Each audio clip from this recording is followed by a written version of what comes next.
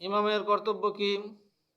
হযরত আনাস রাদিয়াল্লাহু তাআলা আনহু বলেন, আমি নবী করিম সাল্লাল্লাহু আলাইহি ওয়াসাল্লাম অপেক্ষা কোনো ইমামের পিছনে এত সংক্ষেপ অথচ এত পূর্ণ নামাজ পড়িনি। এমনকি যখন তিনি কোনো শিশুর ক্রন্দন শুনতেন তখন তার মা উদ্বিগ্ন হওয়ার আশঙ্কায় নামাজ সংক্ষেপ করতেন।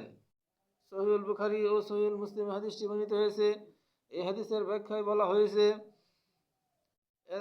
এতে বোঝা গেল যে মুক্তাদির অবস্থার প্রতি লক্ষ্য রাখা ইমামের কর্তব্য। ইমাম সব সময় সর্বাপেক্ষা দুর্বল বা সর্বাপেক্ষা ব্যস্ত ব্যক্তির প্রতি লক্ষ্য রাখবেন।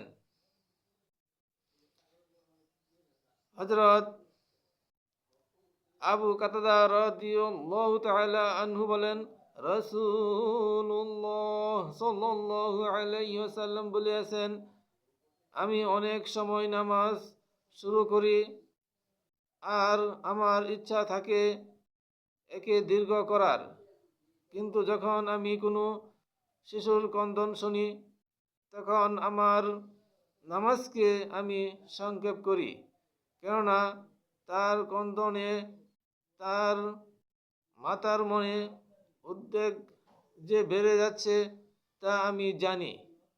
এটিও সহিহুল বুখারীর হাদিস। এই সকল হাদিস থেকে আমরা বুঝতে পারলাম যে নামাজ রাসূলুল্লাহ সাল্লাল্লাহু আলাইহি ওয়াসাল্লাম যে সংক্ষেপ করতেন, এই হাদিস দ্বারা এটি প্রমাণিত। এই হাদিসগুলান মিশকাতুল মাসাবিহ হাদিস নং হচ্ছে 1061 ও 1062 নং হাদিসের অনুবাদ বললাম। আল্লাহ তাআলা আমাদেরকে পবিত্র কোরআন সুন্নাহ অনুযায়ী চলার তৌফিক দান করুন।